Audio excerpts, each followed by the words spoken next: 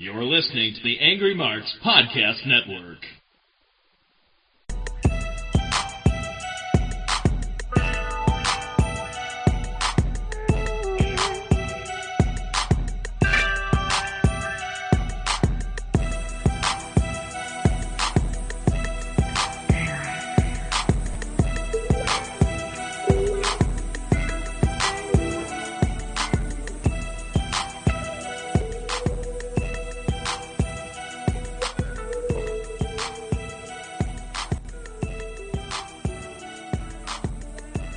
Yes, it is I, the one and only Nikolai, and I am here once again bringing you newest show on the AngryMarks Podcast Network, the SmackDown RunDown. And I am once again by my co-host, King J. Yes, King has arrived. And as usual, we have by our producer Killer, as he does each and every week for almost all our shows on the Podcast Network. So kudos to us to get the show going on the road for us. So, without further ado, tonight's show was not live, obviously. It's not that, but the show went. So, did you watch the show or tonight? I watched it on Tuesday, but because I was tired from work, I fell asleep before the main event, and ended up watching it the next morning. Yeah, I didn't get to watch when it was on because the hurricane came to my area and took out my power. Yeah. So I did watch it, half of it. I watched it for the week and I watched it again tonight. So, you watched it? Did you think it was? What was that? I said, did you think SmackDown was a good show tonight? I think SmackDown was alright. I think that it could have been a little bit better because it kind of felt like it was more so Raw 2 versus being SmackDown. I actually liked tonight's episode. The one that didn't get was Sin Cara versus Alberto Del Rio. Because Del Rio was in Mexico this week renewing his visa, and he's on vacation. Yeah. So I wonder how that match would have played out. Aside from that, we had other matches in the show. The first was Cena versus Wade Barrett. Very short. Say that one more time, I didn't hear you. And the Wade Barrett versus John Cena match was about 3 minutes. Yeah. The Cena Wade Barrett match, it felt like they were just burying Wade Barrett just to get Cena over. Now, it seemed Barrett was getting a push, but it feels like he just got buried in this match. Yeah. So, I don't know. It didn't really do anything for him. It just made Cena look as strong as usual. Whatever. Yeah. It wasn't a bad.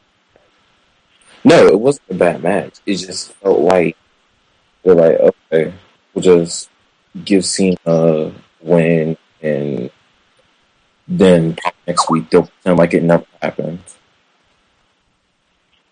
Yeah. It just all it did was push Cena in his feud against Del Rio. Yeah, and that was probably the main reason why they even had the match, was to make that go a little bit farther. Right. And since Del Rio wasn't here, he couldn't talk against Sin Cara. So Daniel Bryan took his place And I don't know. It was a good one, but Daniel Bryan losing again.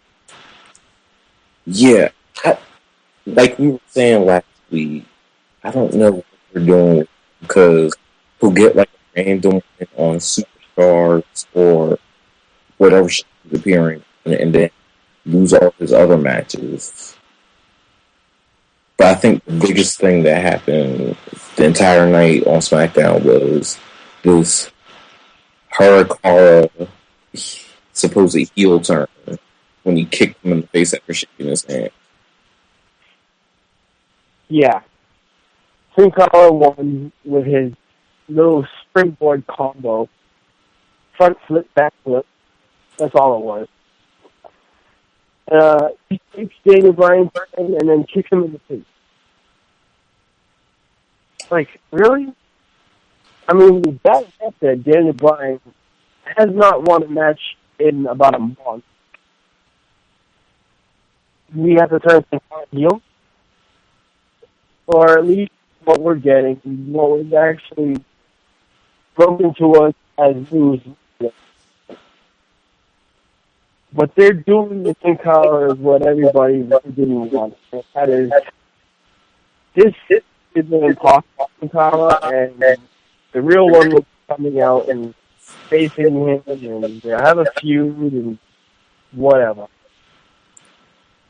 And see, the thing is, I'm not interested in that feud whatsoever. They have to do something damn good to make it interesting, especially since Sin Cara hasn't talked since he debuted.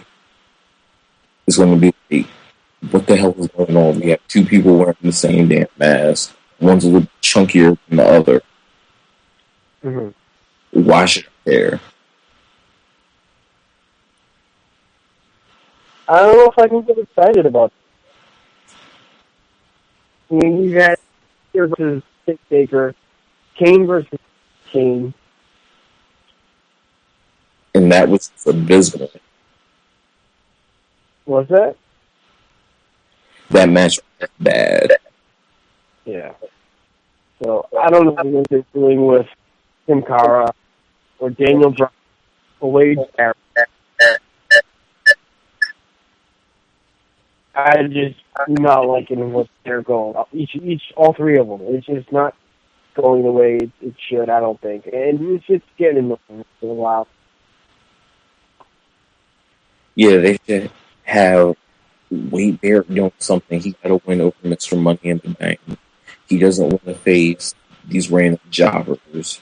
So give him something to propel him into either another Intercontinental title feud or start pushing him somewhere in the main event. Something. Daniel Bryan needs to get back on the roll, and Sin Cara needs something to do. Yeah. They need to find something. And I don't want to start losing faith in LeBron, but if he's not winning, he's on a losing streak right now. It's going to be hard.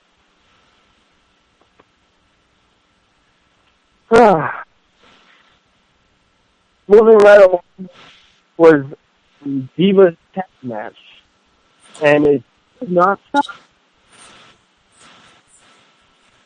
It was very good. The Divas of Beth Phoenix faced Alicia and the Divas of Kelly. Yeah, this was interesting for the fact that they had Oksana do ring announce in her little wannabe Sable outfit, kind of. And then you had Divas of Who pop up, finally having a match, cutting all these promos and clapping for Kelly every week to finally facing off against Kelly and the new face, Alicia Fox. But an interesting thing was Alicia was still doing all her heel mannerisms as a face.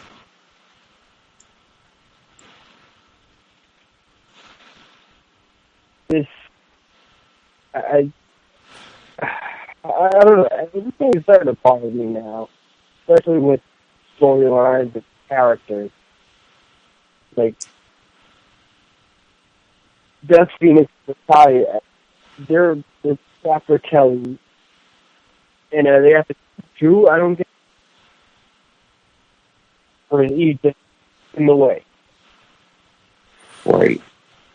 And that's another thing, because there's no, like, clear way Kelly's going, because she's on Raw, team having Eve follow her around like a little lost puppy, and then you have the feuding with the Bella Twins, whichever Bella was on Monday beat her in a match that was horrible, and now you have her on SmackDown teamed up with the supposed new top face on the brand, and then the rumors going on that they're either turning her or Eve heel. Yeah. So So I don't know what's going on. hopefully they get this whole story figured out before the next pay-per-view. And speaking of figuring out, we're gonna take a little break for now and figure out our things so we can continue this show. So when it's ready, we'll start filming the commercials, and we will be right.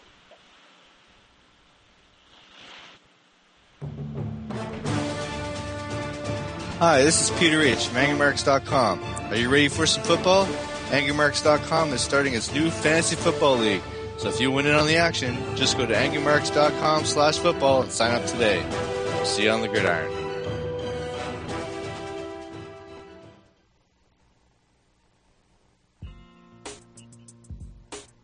Hi, this is your homeboy Extreme Tony.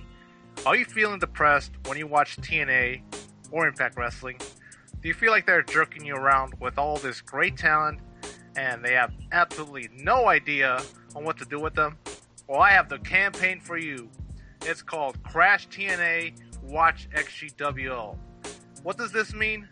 It means instead of watching 2 hours of disappointment, use this time to watch a quality show known as the Extreme Global Wrestling League.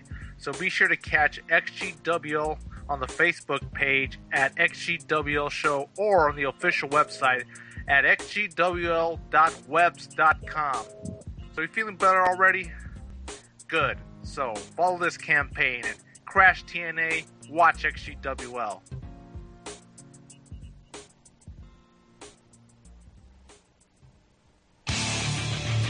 Hey, Mark Springs on here, host of the Amp Raw Reaction on the Angry Marks Podcast Network. Do not adjust your internet. The Amp Raw Reaction is coming back, baby. Tune in every Monday night on the Angry Marks Podcast Network to the Amp Raw Reaction as Killer Kevin and I break down everything you just saw. Basically, folks, we're going to tell you what you ought to think about what you just saw. Again, it's the Amp Raw Reaction on the Angry Marks Podcast Network every Monday night following Monday Night Raw.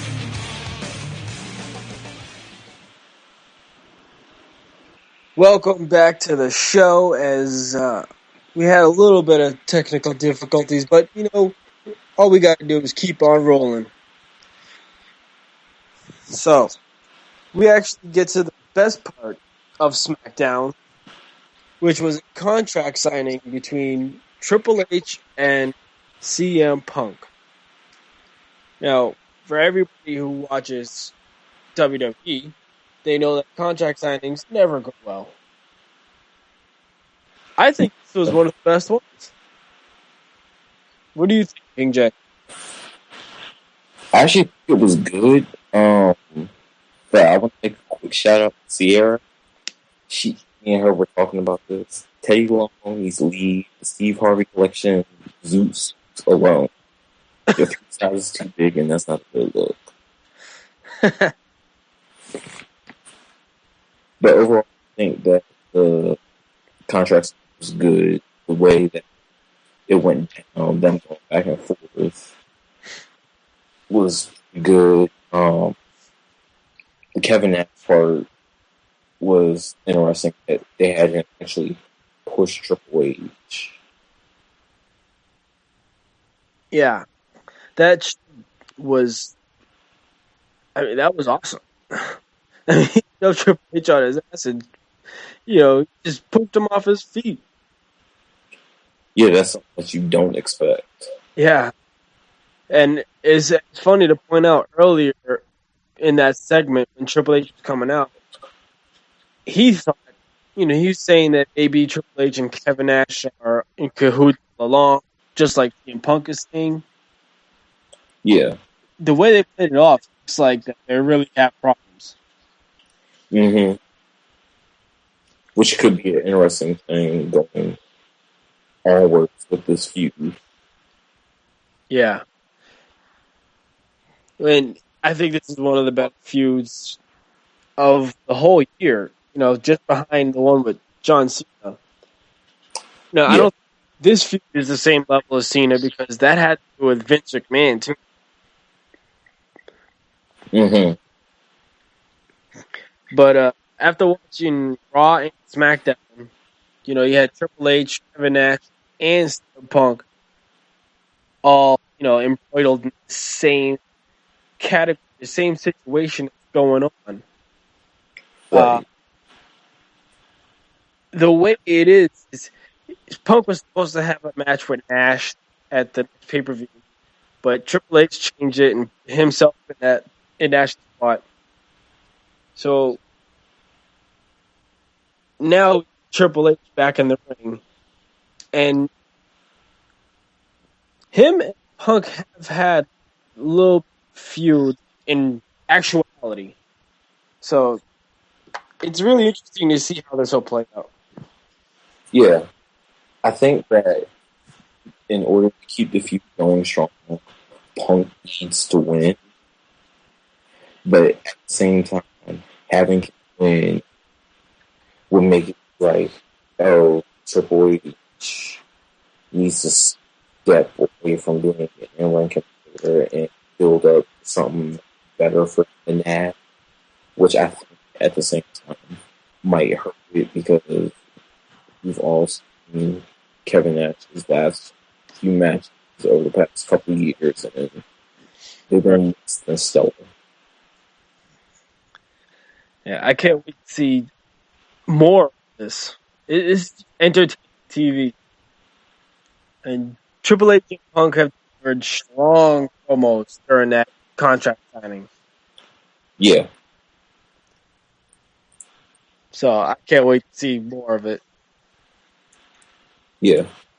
Definitely. Well, whatever has happened on SmackDown, before the main event, we had Sheamus versus the Great Khali. AKA boring.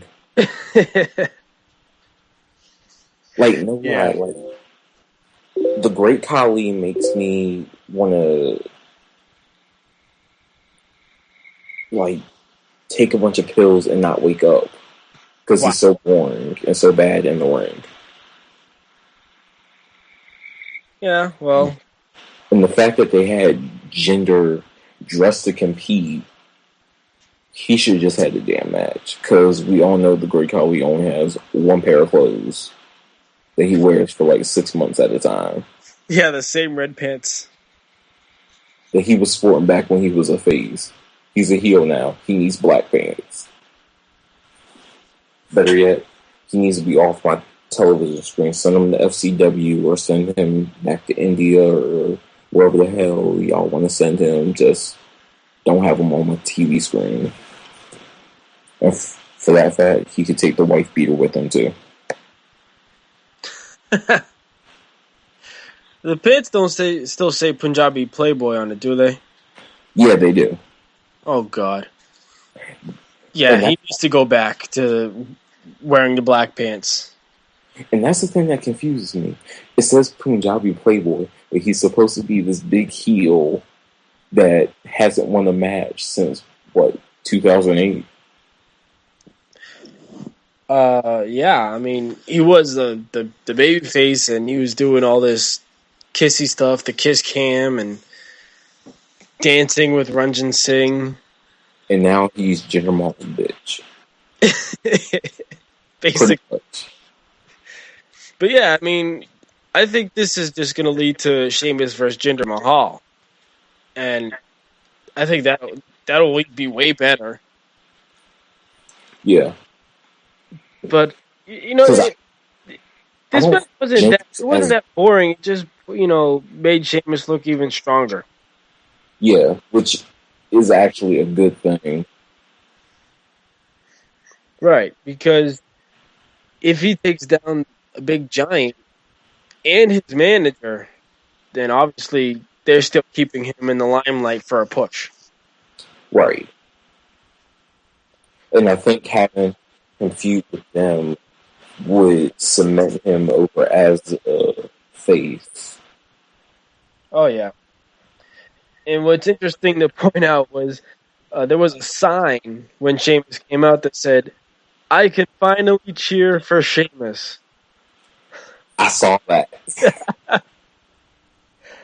That was a good sign. So, this leads to the main event of the evening, a steel cage match for the World Heavyweight Championship. And Michael Cole pointed out it was the 6th match in the feud.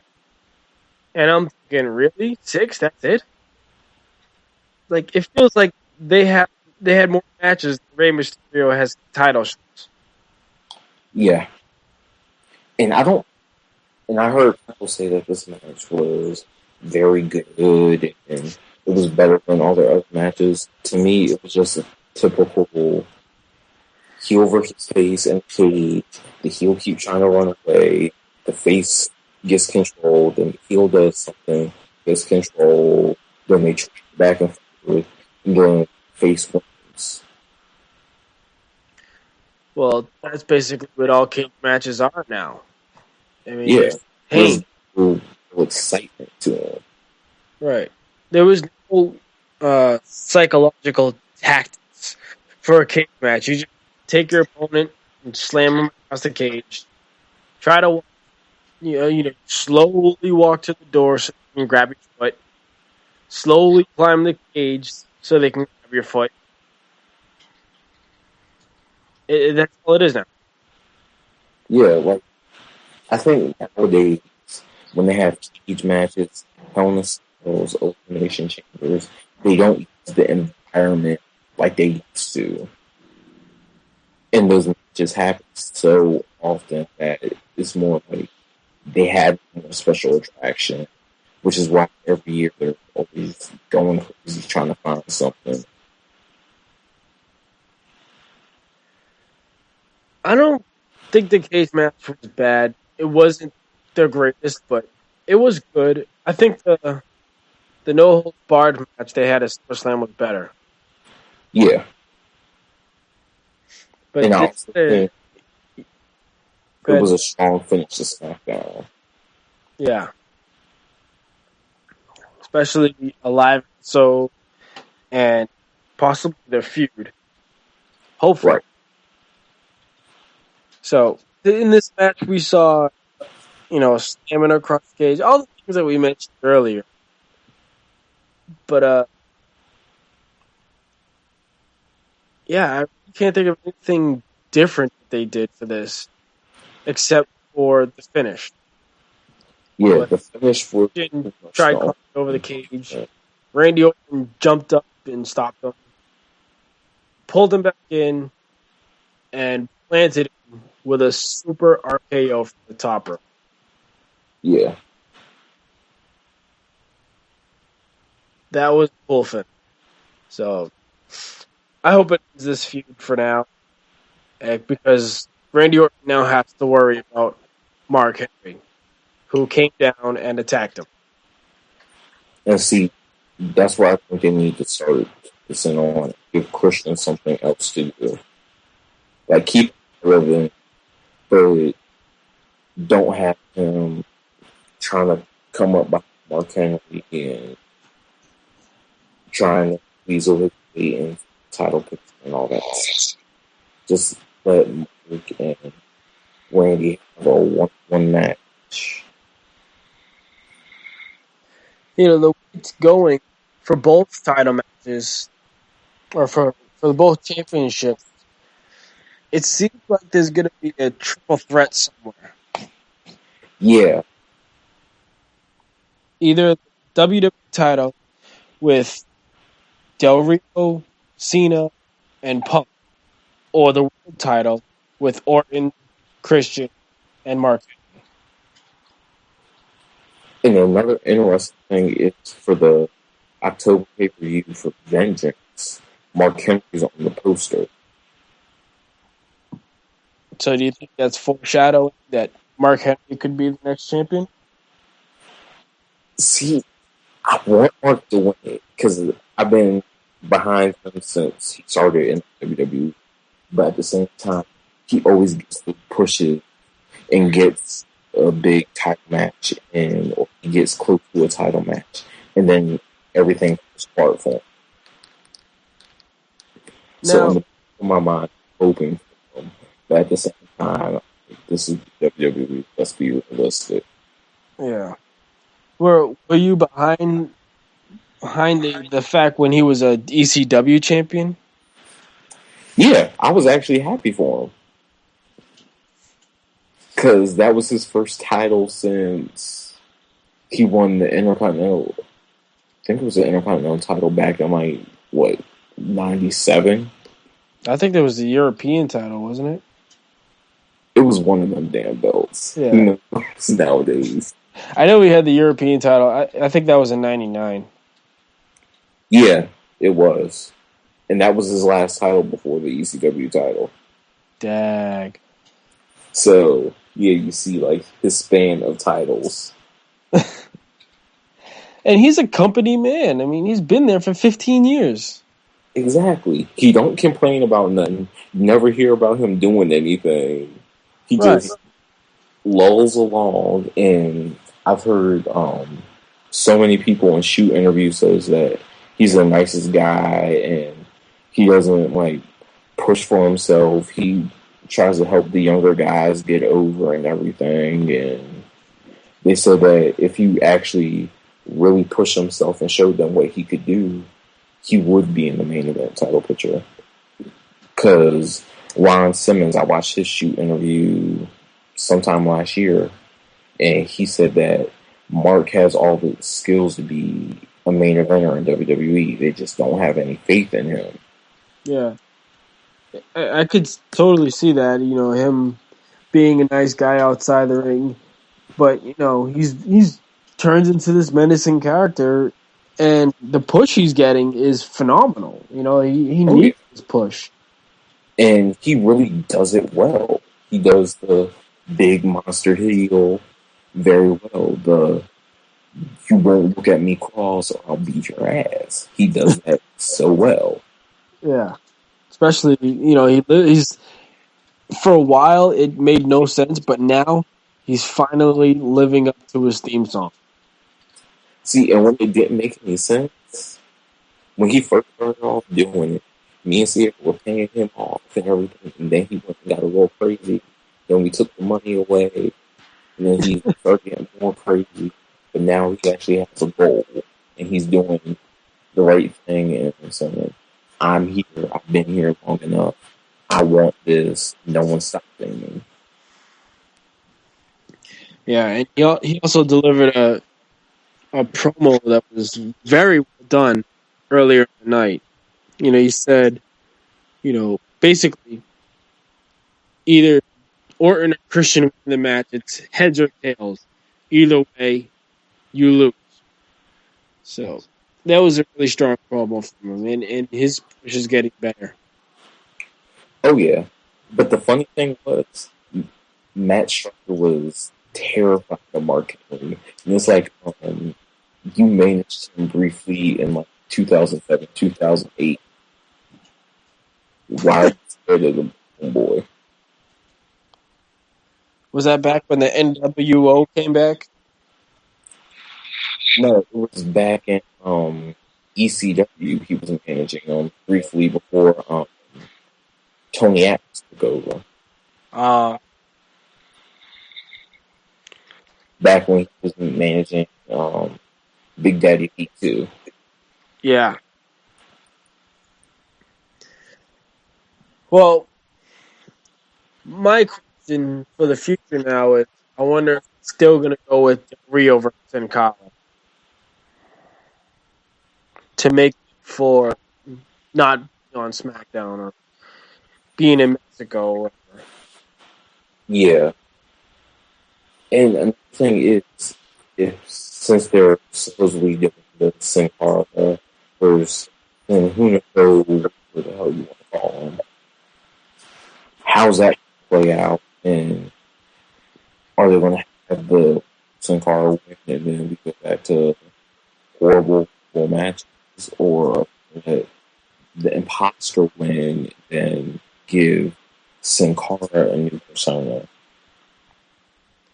Yeah, that's a good question. I mean, how do you have that match now if you just turn Sin Cara heel? Exactly. How do you, it's not impossible. They can still do it. People probably, still get behind them like, yay, he's still Sin Cara, but, it's not like Del Rio has to be on SmackDown because now, as mentioned and announced on Raw, SmackDown superstars will be on Raw every week or most weeks. So it's not going to be uncommon that match will happen.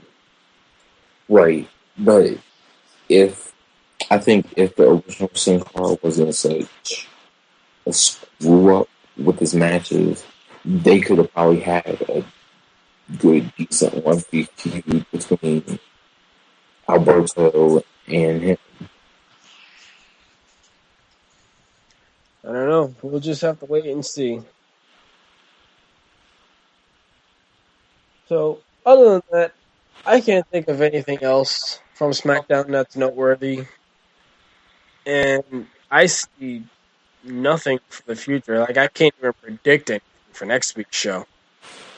Yeah, because they didn't do too much on the SmackDown side of things. So, like you said, I wonder how this is going to play out next week. Besides the Sin Cara part and the what's his name? Brian? Yeah, Daniel Bryan and the Sheamus thing. Yeah, that's the only thing. That's the only question that really comes to mind. What next for Sin Cara with this heel kick he did to Bryan, or what else is going to happen with Mark Henry and Randy Orton? Because there's a lot of storylines that they have going on SmackDown normally that they need to pick up and keep moving forward. But one thing I'm looking forward to, hopefully the Divas of Who start becoming the Divas of Doom, start doing something. Right. Because if they come out on Monday and start clapping again, I swear I'm going to do a drop clap on WWE. Yeah, the whole clapping on the stage was getting a little out of hand. It's just, do something. It's like, I understand that they're doing the whole pin-up strong thing, but you mean y'all can't come to the ring and attack each other? I mean, there's locker room football. Attack somebody backstage, drag them up to the ring, and embarrass them or something. Yeah, they can't just rely on CM Punk and Triple H and Kevin Nash to carry the show. All those from don't let them run SmackDown. You got to step up too. And see, that's the thing, because SmackDown is normally the better brand when it comes to carrying. Sometimes ratings don't really show, but I think SmackDown is the more all-around solid brand. Because it seems like on SmackDown, they're pushing up-and-coming stars. Whereas Raw is like, okay, we have this top tier of established superstars and then occasionally throw a new face on the show. And then it's like, hey, you still work there? Well, what's kind of bothersome is the promos are long, and it's almost to the point where, all right, to the point, and it makes the matches short. Like Cena, for instance, made the match 3 minutes long, while the contract signing was about 25 minutes. Mm-hmm. But that's not going to stop me from watching. Right. You're going to pay attention regardless, but if you have too many long promo segments, then have extra short matches, you're not really getting your money for it. Like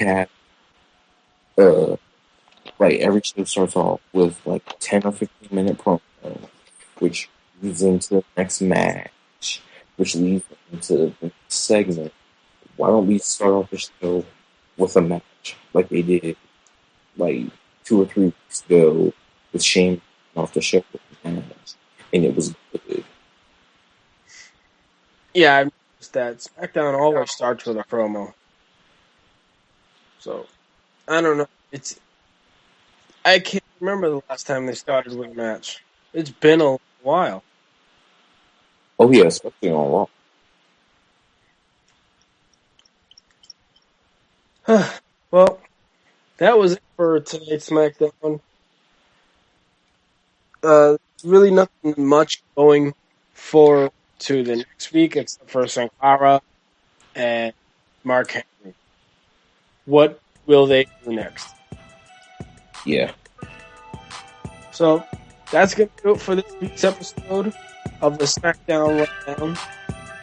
We want to thank everybody in the Marks chat room for tuning in. I want to thank my co-host, King J, for being here with me another